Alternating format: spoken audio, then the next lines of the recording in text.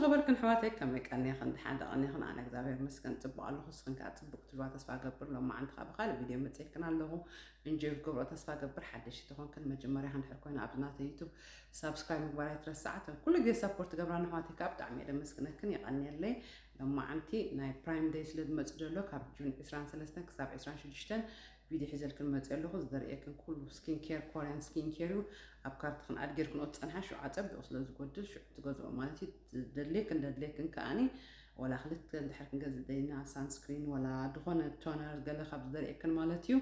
عتب أصلا زقدل كابومل واجن جزء حجي أبكارتنا أديرنا إحنا برايم ديمس كنا عتب يوم زقدله شو عونا بلا مالتيو كله after description box قبل الكني خا مدار أخن شعو خا كليك ندا قبل كن أفتي كارت خن أدير كن أتصنحها مجمرة بخستاكن جمرة بريغا آخر إكن دليل له مجمرة بنايجت ماسك خن جمرينا مالتي نايجت ماسك زي إنس فري بتعمد فوتو تشيك أنا نايجت مالتيو زي بزح جزء دتك أمولو بتعمد فوتو تشيك أنا نايجت زي أو مستوديو المحجي عريكن يرى بتعمد فوتو زي إنس فري كم زقتنا خمس حرف كله كم حماق كون كله أبصمون حنسب ويجلا زي شقة إن إسرائيل جلا جيرنا في اللعب زي تيزون بحال أو تحت جيرنا زقت كاب تعمي تبود قبرو زي بتعمل فتوى قال على نتسألين قد محجة على كن يرى الزخاني بتعمل فتوى شق أنا جت مالتي أتصاب سمون حنسب ندخل وقستات كاير قصال كارس نتدرد سكين ولا بزي زيتي قال ما تسألين دوات عنا بتعمل فتوى زي نايجت ماسكي يشك عملتيو زي دقاقي ما كل جزء يريكني بتعمل فوتو السوق كارت خقابتي ديسكربشن باكس قبل الكني مالتي لحركة زي ميدي كيوب كأني كنت أسقلنا مش شكل قبرمات ولا جرنا يعني حدر كأ زي ميدي كيوب كأب تعمل فوتو زي مش قبر كاس كم الحركة اللي تكاتل بسون ونجوه ولا قطرخت قبرات تخليها مالتي زخات تبص لزخانة السوقة جزء تخليها نحر قديلو في الليل قالوا حد جزء زي أتصبي أو قدل قالي خا نورمال قدل سو أب كارتن غير كنا أتصل حتريو أتصبي أو مسكتايم سكونا شعو تجوزوا مالتي زخاب تعمل الفوتو ميديكيب كله خا ميديكيب كأز خا زي بوز عينة تعلو زيرو بارس أنا زي الفوتو ناي برايد قبل قالوا له زي كنت هجبر أنا ميك أب مكبري بفلاي كم تونر قال ملا مكبري بستيب باي ستيب كريكني ليه بوجي بزجيره حدا أوصل بلبونه تقطع وغير درزة بلو مالتي دحر ميك أمس جبركة تقطع سموزي دخون ما تبوا دخون مالتي كرمك خالة معلم مكبرنا قطع مش حسب كرة دوي يعني تكمل وغير درزة بلو كسادين قليل بس غير درزة بلو مالتيو دحر ميك أبكح تقبل كلها ميك أبكح سموز دخون مالتيو دحر تونر كأزي كده جزء عصرت جزء خوني سجاب حجي كل جزء برايم دي كون كله يجوزونه وحدة نحن كذا عبد نحر جزء خات نشتهي تجزؤه واقو بزح في اللي يقولون قل زي قلت في دودا ترافل إلى جزء يعني قلت في دودا أسو زي قن زعب زي تير قن دعمي فتو تونر ما تخندع عملت تأكي ماله له حجي بزح جزير إكني زي نقص كاب دعمي تبو بقى أسو ستايل جبره بقى دعمي فتو تونر مالتيو زي تير دعمي فتو كل جزء خاز قد لا برايم دي كون كله مالتيو جزء دقاقيمه كالخ أني زي بريتو خاني زي وندر ريليف سنتر لا تونر زي أتي كابت جي ماكسيمس لأن جزء يعني رجن زي كم زي دقوت ميك أب جرو علا قال لما لخستاي كون كله حد زي مش دخم تدل كم زقتك بتحين قال ستايل حركينه زي خاشع تقمول مالتي ستونر عبز بتحله دعم تبو إذا خاني كل زي إيه كنزله كم أنا لا علي تبو ستايل تبو سكين كاري مالتيو سو إذا خاني جن كاكلتي جن زخت جزء مالتي أنا زي بدعم تبقى كله زي تير كمت أنا لعلي نجتك حاجة تقبله تبقى تونري مالتيو كله أني زي PDRN 100 دبل كأنا زخ أني زي كاب بيتي براند زي ناي كوريان سكين كير من ناي كوريان براند زي بدعمي خمت أنا لعلي بقى أنا جتك بقى 100% بقى جتك بدعمي تبقى زقبره بقى زي PDR زين اشتيا جن بوزي حيت نحكا زي دحر جزي هنا دعم تبقى كان يرى محجي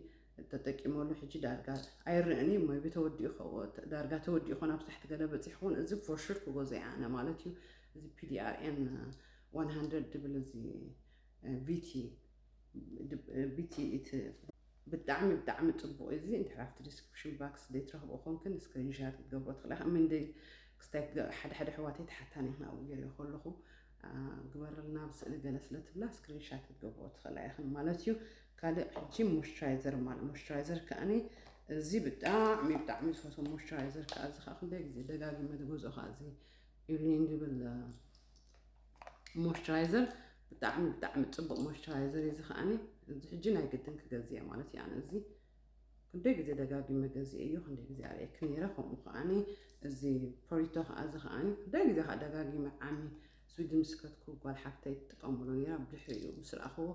ክንደይ ግዜ ደጋጊመ ገዝአ ማለት እዩ እዚ ከዓ ብጣዕሚ ፅቡቅ ሞይስቸራይዘር እዩ ካብ መጠን ንላዕሊ ፅቡቅ ሞይስቸራይዘር እዚ ከኣኒ እዚ ከዓ ብጣዕሚ ፅቡቅ ፍኩስ ዝበለ ከሎስ ከምዚ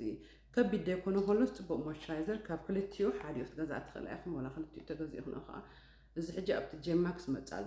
እዚ ብራንድ ፕሪቶ ብዙሕ ዓቕኹም ክትረኽባ ትኽእላ ኢኹም ግን እዚ ግን ኣብኡ ርአየ ኣይፈልጥኒ ኣብቲ ጄማክስ ግን ኣብ ኣማዞን ክትገዝኦ ትኽእላ ኢኹም ኣፀቢቑ ክወድል ዋግኡ ሓደ ግዜ ካብ በዓልቲ ጄማክስ ንላዕሊ ኣብ ኣማዞን ብሕዙር ትረኽብዎ ትኽእላ ኢኹም ማለት እዩ ኣብ ከምዚ ፕራይም ዴይ ክኸውን ከሎ እዚ ከዓ ሞይስቸራይዘር ከዓ ዝድፈትዎ ሞይስቸራይዘር ክልተ እዩ ማለት እዚ ደጋጊመ ስለትገዛእኹ ከርእየክን ኢለ እየ ብጣዕሚ ፅቡቅ ፎክስ ሞይስቸራይዘር እዩ እዚ ከዓ ማለት እዩ ካልእ እዚ ሳንስክሪን ከዓ አንድ በቃ ካብ መጠን ንላዕሊ 100 ብጣዕሚ ብዙሕ ሳንስክሪን የርእየክን ብዙሕ ሳንስክሪን ይፍትን እየ ማለት እዩ እዚ ክልቲኡ ከዓ ብጣዕሚ ፅቡቅ እዚ ኣኒዋን ዝሓደ ከዓኒ እዚ ብጣዕሚ ፌመስ ስኪን ኬር ኩሉ ሰብ ዝዛረበሉ ዝነበረ ስቲል ኣነ ደጋጊመ ዝገዝኦ ሳንስክሪን ማለት እዩ እዚ ኣኒዋ ከዓኒ ብጣዕሚ ፅቡቅ ሳንስክሪን እዩ ክልቲኡ እዚ ናይ SPF 50 እዩ ክልቲኡ እዚ 45 እዚ ከዓ 50 ማለት እዩ ብፍላይ እዚ ሕጂ ነዚ ሳመር ኣፀቢቑ ክስታይ ከላኸለና ካብ ፀሓይ ብጣዕሚ ፅቡቅ ክስታይ ሳንስክሪን እዩ ማለት እዩ ክልቲኡ እዚ ከዓ ካልእ ከዓኒ እዚ ካብ ስኪን 104 ከዓ ስኪን 104 ከዓ እዚ ከዓኒ ድወዳእኽዎ እዚ ክልቲኡ ሓንሳብ ገብሮ ከለኹ ካልእ ነገር ከይገበርኩ ብጣዕሚ ፅቡቅ እዩ እዚ ኣምፖል ዝብልን እዚ ቶነር ክልቲኡ ካብ ስኪን 104 ሰንተርላ ማዳጋስካር ገለ ዝብልዎ እየ እዚ ብጣዕሚ ክልቲኦም ብፍላይ እዚ ቶነር ጌርካ ዝናቱ ዝክትጥቀመሉ ከለካ ተወዲ እዩ ዝዳርጋ እዚኣ ተወዲያ እዚ በቃ ከምዚ ከፊት እየ ዝገብሮ ማለት እዩ ብጣዕሚ ካብ መጠን ንላዕሊ ፅቡቅ እዚ ከዓኒ እዚ ስኪን 104 ብራንድ ከዓ ብጣዕሚ ዝፈትዎ ብራንድ እዩ ካልእ ከይገበርኩ ምሸት ሓደ ግዜ እዚ ክልቲኡ ገይሮም ዝሓደርኩ ንኮ ገፀይ ብጣዕሚ ፅቡቅ ክኸውን ማለት እዩ ሕጂ እዚ ከዓኒ ካልእ ከዓ እዚ ከምኡ ሰንተርላ ማዳጋስካር ብዙሕ ክስታይ ዘለዎም እዚ ከዓኒ ፅቡቅ እዩ ግን እዚ ናይ ቀደም ዳሕራይ ድመፃሉ ግን እዚ ኣፀቢቐ መርፅ ማለት እዩ ካብዚ እዚ ከዓ ፅቡቅ እዩ ክስታይ ኣለዎ እዚ ከዓ ቶነር ገይሩ ብራይት ከዓ ገብሮ ክስታይካ ማለት እዩ እዚ ፃዕዳ ኣብኡ ዘሎ ምስ ኣውፅኻዮ ኣብቲ ገፅካ ምስ ገበርካዮ ኣብቲ ገፅካ ምኽኽ ይድብል በቃ ብጣዕሚ ፅቡቅ እዩ እዚ ከዓ ማለት እዩ ግን ካብኡ ግን ኣነ ዝመርፅ ማለት እዩ እሱ ከዓ ብጣዕሚ ፅቡቅ ኩሉ ፅቡቅ እዩ ግን እዚ ኣፀቢቐ መርፅ ማለት እዩ እዚ ገፅካ ምስ ገበርካዮ ብጣዕሚ ፅቡቅ ግሎው ይትገብሮ ነቲ ገፅካ ማለት እዩ ካብ መጠን ንላዕሊ ፅቡቅ ዝፈትዎ እዚ ኩሉ ዝደርእየክን ዘለኹ ብጣዕሚ ዝፈትዎ ደጋጊመ ዝገዝኦ ክስታይ ማለት እዩ እዚ ኩሉ እዚ ቶነራት ገለ ዝደርእየክን ዘለኹ እዚ ከዓ ርእዮ ብጣዕሚ ፅቡቅ እዩ ማለት እዩ ኣብ ገፅካ ምስ ገበርካዮ ካልእ ከዓኒ እዚ ኣኒዋ ከዓ እዚ ስፕሬይ ከዓ ሓደ ግዜ ወላ ስኪን ኬር ገለ ጌርካ ብፍላይ ዝሳመር ገለ ኣብ ቦርሳይ ገለ ዝገብሮ መብዛሕትኡ ግዜ ገፅካ ደገ ምስ ወፅኻ ከም ገለ ክስታይ ምስ ኮነ ኣብ ከለኹ ወላ ሜክኣፕ ገይረ ከለኹ ብላዕሊ ስፕሬይ ገብሮ ማለት እዩ ገፅካ ፅቡቅ ይኾን እዚ ሃይድሬት ገብሮ ከምዚ ገይረ እዚ ፅቡቅ እዩ ካብ መጠን ላዕሊ እዚ ዲኣልባ ከዓ ብጣዕሚ ዝፈትዎ እዚ ከዓኒ ብጣዕሚ ዝፈትዎ ስፕሬይ ከምኡ ከዓ እዚ ከዓ ወላ ብላዕሊ ሕጂ ገፀይ ክስታይ ዝገብሮ ብላዕሊ ተገብሮ ከሉ ወላ ሓንቲ እዚ ከዓ በቃ እዚ ገፅካ ክስታይ ገብሮ ማለት እዩ ወላ ሜክኣፕ ግበር ወላ ሜክኣፕ ኣይትግበር ስፕሬይ ምስ ገበርካዮ ወላ በቃ እቲ ገፅካ ሃይድሬት ኸውን ብጣዕሚ ካብ መጠን ንላዕሊ ፅቡቅ እዩ ዝኩሉ ዘርእየክን ዘለኹ ማለት እዩ ካልእ ከዓ ኩሉ ግዜ ደጋጊመ ዝገዛእኻ ዝለነጭ ኣብቲ ጄማክስ ትረኽቦ ትኽእላ ኢኽን ግን ኣብ ዘለኻዮ ኣይትረኽቦን ኢኻ ግን ኣብ ፕራይም ዴይ ክኸውን ከሎ ኩሉ ግዜ እዚ ዝጎድል እዚ ወላ ንቆልዑት ወላ ንዓና ማለት እዩ ካብ ባዝሊን ገለ ምግባር እዚ ክጎድል ከሎ እንድሕር ካብኡ ገዚእኽንኦ ወላ ንቆልዑት ሕጂ ንኣሽቱ 4 ገለ ብሓንሳብ ድመፃሉ ብፍላይ ከም ዊንተር ክኸውን ከሎ ኣፀቢቖም ዝደርቁ ከሎ ወላ ሳመር ማለት ምሸት ጌርናዮም ዝሓደርና እዚ ሊፕ ማስክ እዚ ናይ ኣብ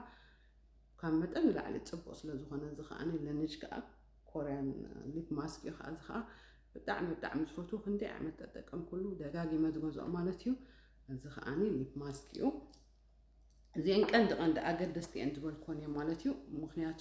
ኣብቲ ምስ ቀረበፍቲ ክስታይ ሓደ ግዜ ብዝኸውን ሓልፍ ማለት እዩ ከይገበርኩልኩም ቪድዮ ብዙሕ ግዜ ኣብ ፕራይም ዴይ ክኸውን ከሎ ክስታይ ይገብርኒ ካልእ ነገር ከዓኒ ስኪን ኬር ደይኮነ ካልእ ነገር እንድሕር ክገብረልክ እንተደልያ ኮንክን ኮመንት ግበራላ ንገራኒ ክገብረልክ ንኽእል እየ ማለት እዩ እንድሕር ጥዕምኒ እዚ ኣቐዲመ ክገብሮ ኢለ ክስታይ ዝገብር ዘለኹ ግን ኮፍ ኢለ ወላ ከምዚ ስራሕ ከብለልክ ንኽእል እየ ቢዚ ስለ ዝኾንኩ ኣብዚ ዊክ ዴይስ ግን ክሰርሓልክ ንኽእል እየ ንገራኒ